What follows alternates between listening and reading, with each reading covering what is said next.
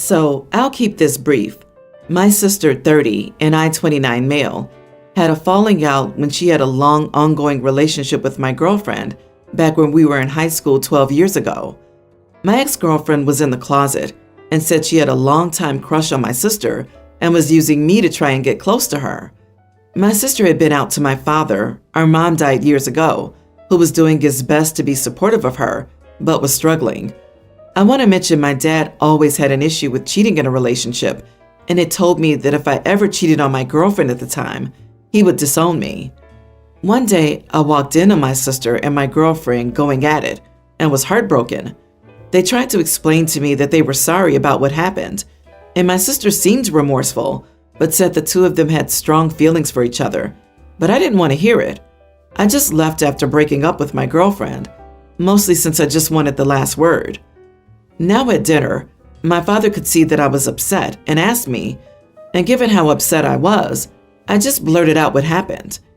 He was beyond angry at my sister and yelled at her for breaking my trust and trying to justify it. My sister tried to defend herself by pointing out how hard it is to find any girls willing to date her, given how conservative our area is. However, he wouldn't hear it and kept shouting at her. She left the house when she graduated high school, and I later learned she was disowned. My sister believed he had disowned her because she was gay and was using the situation to have an excuse for himself. She stated she wanted nothing to do with him either. However, she stayed with my ex. Their relationship went further, and my ex supported her through the whole thing. They even got engaged last year. Now cut to the present. My father recently died due to some complications with cancer. My sister didn't bother to go to his funeral, and I hadn't spoken to her in years. I had heard from one of my aunts she was struggling financially. When it came time to read the will, my father left most of his money to me, with a minimal amount for my sister so she wouldn't contest the will. I want to mention the amount he left to me. It's in the low 8 digits. My sister was furious when she found out, and then found out I wasn't going to share it with her. She said it was unfair since our father discriminated against her, and I supported it. She accused me of having a grudge over what happened in high school, and I can't deny I was a bit upset about that. It left me feeling distrustful of any future partners and hesitant even to try being in a relationship for years. My aunt pointed out that if I kept this grudge, then I would lose any possible relationship with my sister, to which I snapped back and insinuated she would just try and steal any future girlfriend I get, which I do sort of regret. I just want to hear from all of you. Am I the idiot? Not the idiot. My sister didn't bother to go to the funeral. So she didn't bother to repair the relationship, even though he was sick and dying, and now wants his money? Someone who skips the funeral and then says, I'm entitled to his money because he was an idiot, is in fact the idiot here. I'm sorry, but I would stick to your dad's wishes. People calling you out for holding a grudge shouldn't forget that your sister's holding a grudge against your dad. She deliberately betrayed you and destroyed her relationship with you, did some impressively twisted mental gymnastics to somehow be the victim for having to bear responsibility for her crappy actions, went either no or low contact with your dad, and called him awful names for calling her out on her crap, and still thinks she should get anything? Nope. It's not a grudge if she never apologized for blowing up and then blowing off your family. There's no part of her actions that's defensible, and she only came back for money. I loathe the people who play the victim card like that. You just hate me because I'm a minority. No, I hate you because you're a crappy person who only thinks about themselves. They both betrayed him. The girlfriend was using him to get to his sister. She's even more heinous than the sister because she was just toying with his emotions while seducing his sister. When your sibling's partner comes to you with, I'm dating your sibling to get close to you, let's have intimacy. No matter your orientation, you're supposed to say, ew, and go tell your sibling so they can free themselves from a crappy relationship, not make out and get engaged to a person who do this kind of crap. My dad, who I'll call Steve, left me, 24 female, and my mom when I was 8. Then when I was 16, I started dating a guy and met his dad. I'll call his dad Bill. Bill and I became really close during my high school years. He taught me how to fish, which I now love, throw a football, change a flat tire, and do other surface-level dad jobs. He also taught me a lot about life. When I went to prom with his son, my boyfriend at the time, now my fiancé, he pulled me aside and told me that I should expect my boyfriend to always be respectful to me, and if I ever felt uncomfortable, I had a right to speak up. Bill is really sweet and loving to his wife, and he always tells me to never settle for anything less. He has been such a role model to me in my life. My mom taught me a lot of similar stuff, but never from a man's perspective. Unfortunately, she passed away when I was 19, and I've considered my boyfriend's family my own family since then. I spend the holidays with them, see them at least once or twice a week, etc. When I was 22, my biological dad, Steve, reached out to me on social media. He wanted to reconnect. I was mad at him at first, but I realized he was lost when I was a kid. He was addicted to meds, couldn't hold a job, and generally wasn't doing me right as a father, so he left. I understood this and forgave him. I call him Dad and see him about once every 2 weeks. I'm getting married soon, and it made sense for Bill to walk me down the aisle.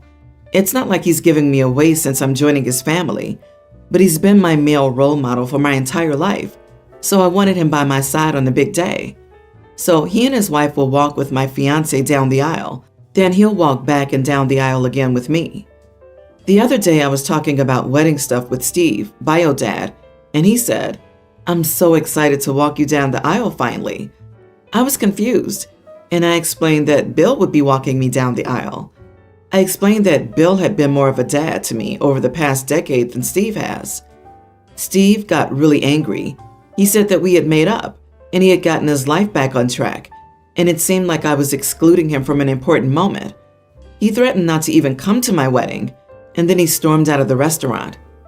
I was really shocked and hurt that he reacted that way, but I started to think about it and thought maybe I was the idiot by asking someone who isn't my dad to walk me down the aisle. I've been talking it over with my friends and fiancé, but they're all biased sources because they don't like my dad much. So I wanted to ask a neutral party, am I the idiot? Then he stormed out of the restaurant? So he runs out of your life a second time. On the other hand, your boyfriend/fiancé's dad coming into your life has been a blessing. Congrats on your pending wedding. Good luck, and you are not the idiot. Forget Steve. Sounds like he's reconnected so he doesn't feel so crappy about himself not being a good father. It's your wedding and 100% your call. And if he blew up like that, I would keep him at arm's length. Steve can be unhappy about it, but it's the bed he deliberately made. Meds or not, he made that bed. Strong agree. Steve's strong reaction points to someone who's more interested in status than responsibility or accountability. Just because you reconnected with him doesn't change the fact that Bill was there when you needed a father. This is your wedding. You get to decide. And if he doesn't like it, he can keep it to himself if he wants to stay in your life. My wife, 28 female, and I, 30 male, bought my grandparents' house a year ago. It's quite a big home in a good neighborhood with a pool. We wanted a house with a pool, to be honest. I'm an architect, and my wife is an interior designer, so we did some work around the house before we moved in. For a better explanation, the neighbor in question is neighbor A, and the other is B. The pool is located in the backyard closer to neighbor B, so we decided to put a sliding lattice wall in the middle of our yard and recess the pool area a bit. I did all of this because my wife likes to tan and swim topless. She doesn't do it all the time, but I wanted to ensure my wife's privacy and avoid snoopy neighbors as much as possible. A few days ago, we were chilling at the pool after a long day of work, watching TV and drinking, when my wife took her top off, no biggie. One of the neighbors told us that this was a family neighborhood and that we would do better if we kept that in mind because neighbor A said that she saw us at night. Odd, because she had to stand at the very end of her property and because of her height, get in something. We shut our mouths, but 5 days ago, when I came home from work, my wife was out discussing with our neighbors. It turns out that the lady caught her husband watching my wife the second time and was calling her names. I cut the discussion short and sent them home, threatening to call the police if we caught the husband doing that. I guess the lady wanted to spread the word before we did to save face, and told a few of our neighbors about my wife being indecent, leaving her husband out altogether. So I went out of my way too. Whenever I see someone, her neighborhood friends, I make small talk and tell them about my very nice lattice wall, the creep husband, and how he has to go out of his way to watch my poor wife at home. Needless to say, they're being cast out for his behavior. And my wife and I think it's funny, but my family not so much. So I was wondering if we're in the wrong. Not the idiot. Oh, I hate that. The dude acts disgusting, and his wife blames the woman instead of her man. You installed privacy walls, and it's your property. If your wife wants to be topless, there's absolutely no issue. If someone is going out of their way to spy on her, they're in the wrong. It's good you're telling your neighbors, as they probably like to know that they have a creep living by them. In the privacy of your own back garden, and he's been watching her? He's a peeping Tom. You should both be able to do as you please, and it might be a family neighborhood, but unless the whole neighborhood is watching, it doesn't mean a thing. Tell the woman to control her husband. He obviously has nothing better to do, and he's likely been spying on all the neighbors at one point or another. I don't know if this is true, but my late mother-in-law's brother was a police officer and used to tell her, never believe that a peeping Tom is harmless and will stop at peeping. To OP, you might want to consider upgrading your security and making a police report so there's a record of his behavior. I, 22 female, live with my parents, 50 female and 52 male, and my two brothers, 18 and 19. Since I turned 18 and started working, 50% of my salary goes to my parents to help around the house. I earn $1,100 minimum wage, and $550 is for them, the rest to spend as I want. I had the sweet illusion that they would do the same to my brothers when they started working, and I was irritated to learn that the two of them paid nothing at home. When I confronted my parents, they said that they earn very little because they're interns. They make $600, and that they would barely have money if they paid half. I mentioned the idea of paying less then because I also wanted to have some money myself, but they said no because it was money that they count on. For several reasons that I won't mention, health-related, my parents' house is adapted for me. It's not easy for me to move, so I accepted, even though I was annoyed. It's been about 3 months since I was promoted, and my salary is double what I used to earn, $2,200. I know that if I mentioned that I had been promoted to my parents, they would ask to increase the contribution, and I'm still pretty upset that they don't charge the other kids. So I didn't comment, and my schedule barely changed. I don't have exorbitant expenses, and I'm saving enough money to move and make all the necessary adaptations. My parents aren't in the best financial situation. They're tight, and they insist on not charging my brothers. That money would make a difference. They asked if I could pay 60%, but I said that our agreement was 50%, and I stressed again that their 2 children also work. Well, recently my mother couldn't get through to me on my phone and called the service, asking about me and if they could pass on a message. I think one of the secretaries said something at the end like, "I'll pass the message to the manager then." I was a regular employee. My parents questioned me, and despite trying to deny it, they discovered that I was earning twice as much and started charging 50%, $1,100. When I said no because it was unfair, they invited me to leave the house since I wasn't doing what was agreed, so I could very well live alone. I don't think they thought I would go. I'm at my friend's house, it's not easy, and I just paid for the 2 weeks of the month I was there, $275. Since leaving, they've been bombing me, saying that they need me to help by paying the $550 or moving back, paying more. And now they're super tight, and that I caused this whole fight by lying to them and not helping around the house anymore, knowing they were tight. Am I the idiot? Not the idiot. Your parents' finances are not your problem. When you were living at home, paying a portion for rent, etc., at your age that was a great thing to do. Taking 50% of your pay wasn't. Not asking your brothers to help and expecting you only to help out. That's just insane. OP, moving out was your best option. However, if you can comfortably stay with a friend, do that. They don't sound like very good parents, to be honest. I couldn't imagine doing my kids that way.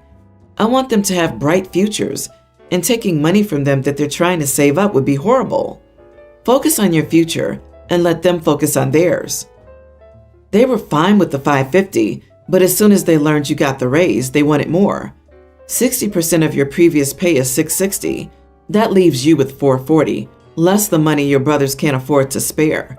They could have evened it out, that you're all left with $550 or something. Then you wouldn't need to pay for everything.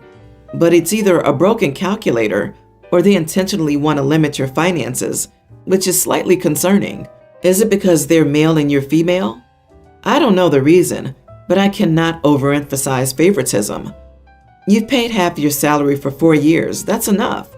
They've had all that time to get into a better financial situation, so they wouldn't need your money. Therefore, you don't owe them. Move out and move on. My friend Isla, 26 female, and I, 26 female, have known each other since middle school. We applied to the same college and got in. However, Isla got pregnant after a few months and decided to drop out. She's had 3 more accidental pregnancies and is now a stay-at-home mother of 4. I told her the other day that I'm going to travel to Europe, and if all goes well, I'll move there. She got annoyed with me and told me that it must be nice to have all the freedom and no responsibilities. Like, hello, I work. I'm doing my PhD. It's not like I'm just sitting on my butt because I don't have kids. This wasn't the first time she took jabs at me for that, but it was the first time she was this rude. I told her that if she wanted to be free and go off whenever and wherever she wanted, she should have used protection and thought before having kids. Our conversation was at my house and her kids weren't there. She got really mad and left, slamming the door on her way out. She hasn't replied to my messages, but she started telling everyone what an awful person I am. Am I the idiot for snapping at her? 4 accidental pregnancies? At some point, that's not an accident. That's choosing to let pregnancies happen. I think you've just grown too far apart. She's jealous, but that's on her. She chose her life, and you chose yours. 4 kids didn't just happen to her without her input. Not the idiot. And maybe it's best if you let the friendship fizzle out. Once is accidental. Twice is a coincidence. Thrice is enemy action. 4 is, I don't know, alcoholism probably. If she didn't want the massive burden of having multiple kids, she should have thought twice about it. She chose her path and she's bitter about it. It's not your fault for having a human reaction. We were having problems and thought having a kid would help. The try to save the marriage baby. I have a few friends that are one of those. Adding a baby into the mix is very hard for people who love each other deeply. But for some reason, a baby will help our crumbling marriage people think focusing on a baby will help bring them closer and or make them forget their issues. Spoiler alert, it will not. OP, the only near idiot thing I see here is why in the world you would continue to be friends with such a spoiled, entitled, irresponsible brat. I get that you've known each other for over a decade, but at least one of you appears to have grown up since middle school. Count your blessings and stop texting her. Let her be miserable. That's what she wants. In the meantime, enjoy your trip. Have a great time. Take lots of pictures that hopefully you can share with your own family when the time is right. I got my daughter, nearly adult, a new car 2 months ago. Her stepbrother, 19, has gone crazy about it and attempted to drive it, but my daughter made it clear that she doesn't want him to. He'd referred to it as our car and would get mad when my daughter decorated it with pink and added teddy bears and necklaces as decoration. He'd get angry and say that she was ruining their car and embarrassing him in front of his friends, although she never let him get inside of it. I asked my husband to talk to his son, but he said my daughter and I needed to chill.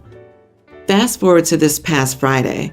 My daughter called me at work, saying her stepbrother took her car while she was upstairs after he demanded the keys and she refused. I called his phone, but he didn't respond, so I called my husband and told him what had happened. I told him that he needed to bring the car back or I'd have to call the police. He called his son and then called me back, saying his son was just taking it to go to the movies with his friends and would bring it back at 9 p.m. I couldn't wait. I repeatedly warned him to bring it back, but he stalled. I called the police and reported it stolen. My stepson was picked up from his location and brought to the local police station. We got the car back, but it was a mess. The decorations and toys in it were gone. My daughter didn't stop crying about it. My husband blew up at me on the phone for calling the police on his son and causing him to spend the night there. They both came home the next day, and a huge argument ensued with my husband saying that I made a mistake reporting the car missing and said I escalated this situation and that I was the one who created it and I should have gotten his son a similar car or at least told my daughter to share. Otherwise, we wouldn't be dealing with his son's temper tantrums. The house has been full of tension since then, and everyone's just mad at each other. I didn't want police involvement, but seeing my daughter cry, I just couldn't take it. Am I the idiot for reporting it missing, knowing it would cause my stepson issues and he'd be picked up by the police? He said he'd return it, so maybe I should have been more patient. Not the idiot. I love when the husband says you should have bought his son a car or told your daughter to share. I mean, he could have just taught his son not to be entitled or buy his own son a car if he's that worried about it. OP, hopefully he's learned his lesson. Probably not, but I'd just keep calling the cops if he takes or damages it. I was wondering why the adult son isn't buying himself a car. But Dad, she's ruining my car. Our car. Whatever. I want an Oompa Loompa, Daddy. Without teddy bears and pink girly stuff in my car. Stomping feet. The boy needs to go to the timeout corner. He's 19. He's a legal adult, and he stole from his minor step-sibling. He needs to man up and figure out this tantrum crap isn't going to blow over so easily. And now he's on the hook for legal consequences because he is, in fact, a legal adult. I can't stand it when people act as if it's someone else's fault if they or theirs are jealous. It's an immediate sign that people were not taught emotional regulation. They were given everything the moment they felt jealous or angry, or they were taught to blame others every time they had a feeling they didn't like, as if the world and others around them owed them happiness. Dad is one of those two types of parents for sure.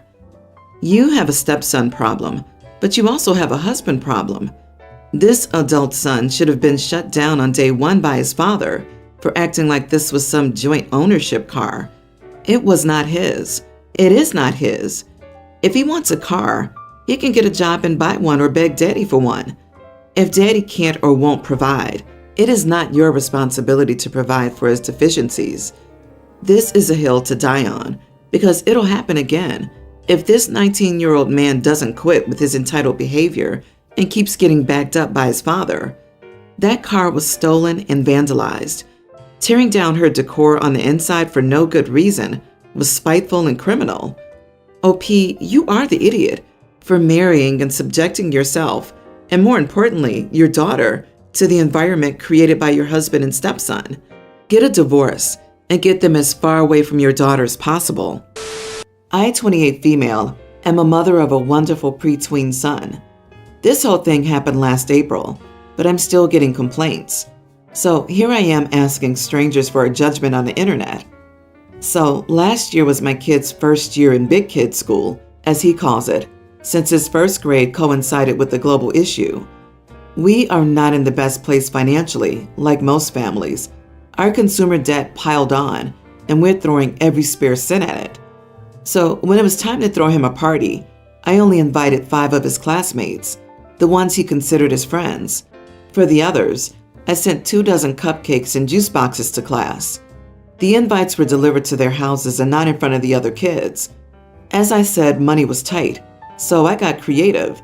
I made 9 small cakes, box cakes, vanilla, chocolate, and funfetti, and buttercream in different colors. Also made big sugar cookies in different colored frosting and sprinkles. And finally bought tortillas, made pizza sauce, and had a variety of toppings. I asked that the kids bring swimsuits and water guns. We had a make-your-own pizza station for lunch, and then they played with their water guns. Then they decorated their cakes and cookies to take home with them.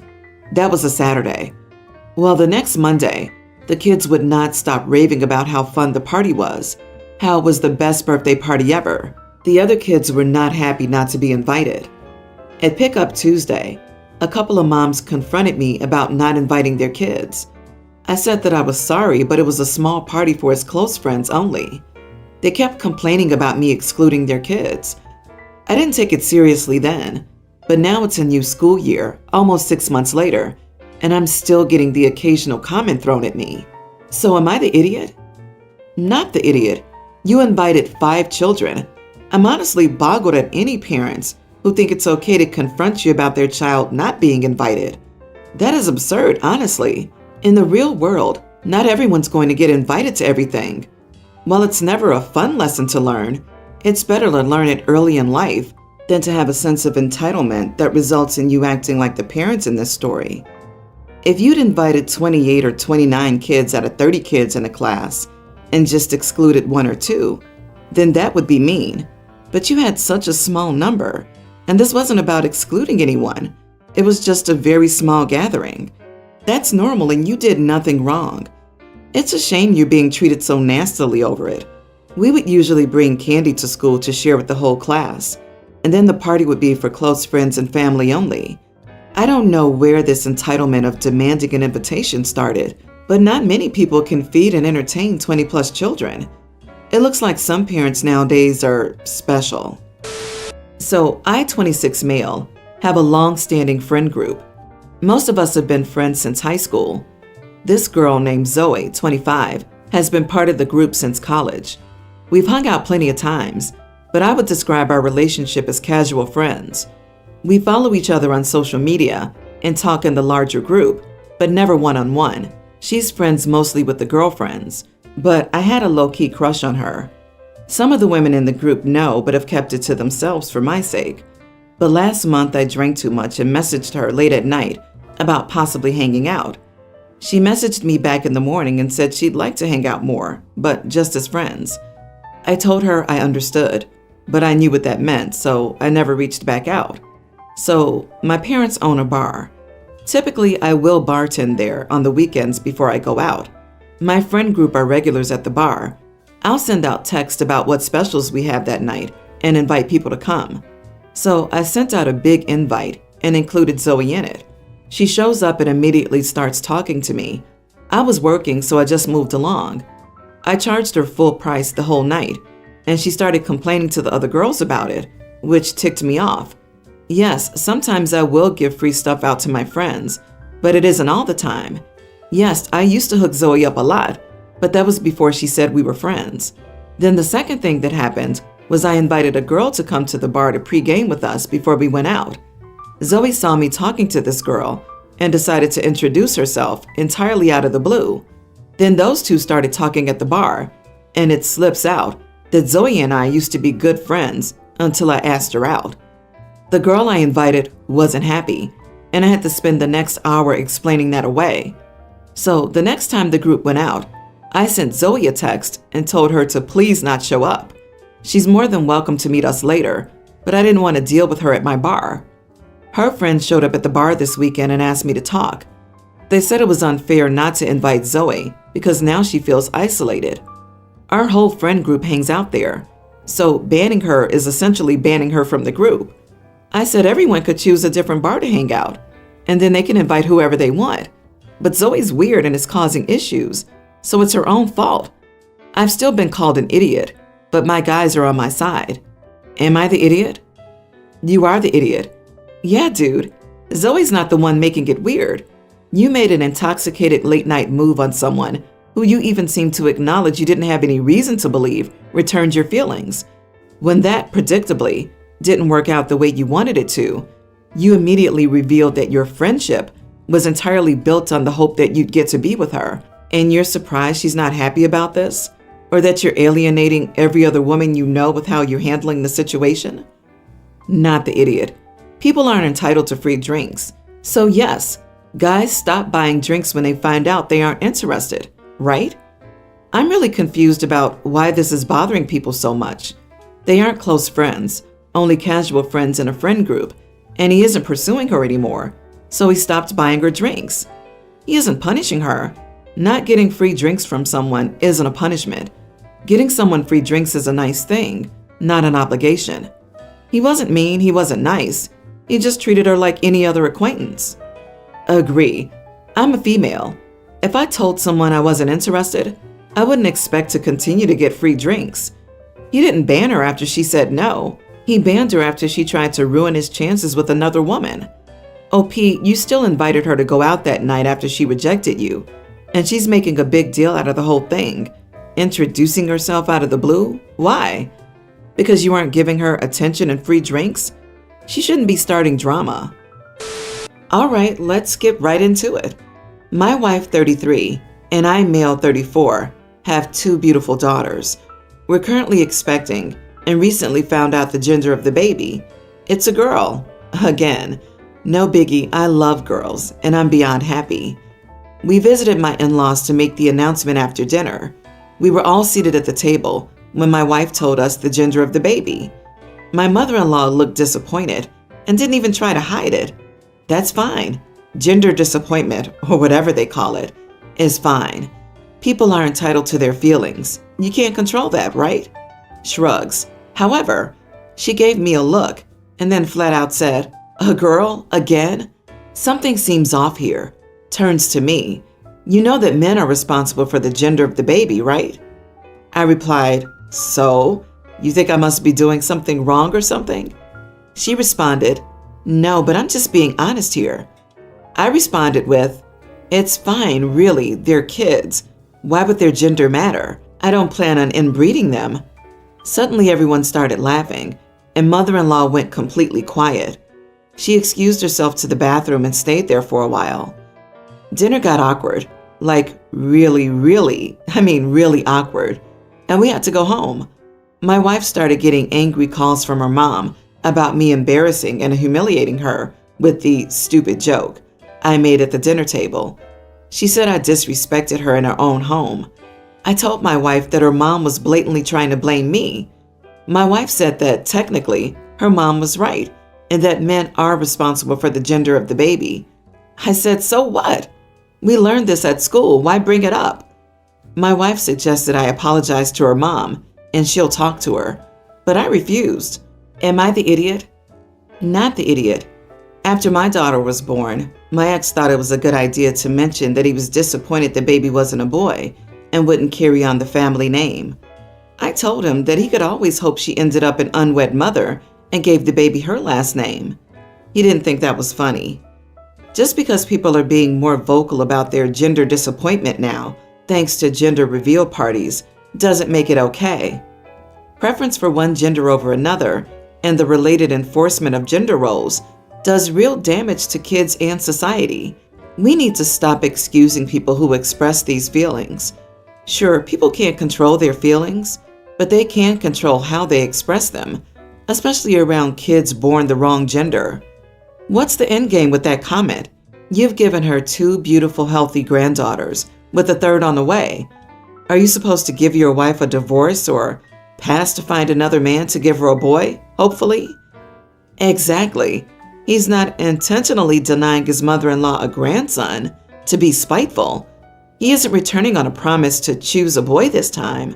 Blaming the dad for the gender of the baby is just as stupid as when they blamed the mom in the olden days. My mother had that attitude with my husband because our second son looked just like him. A total accusatory attitude that he looks like him and not me, as if he somehow made an intentional choice to have our son look like him and not me. Like, ma'am, neither of us had any control over the genes our baby got.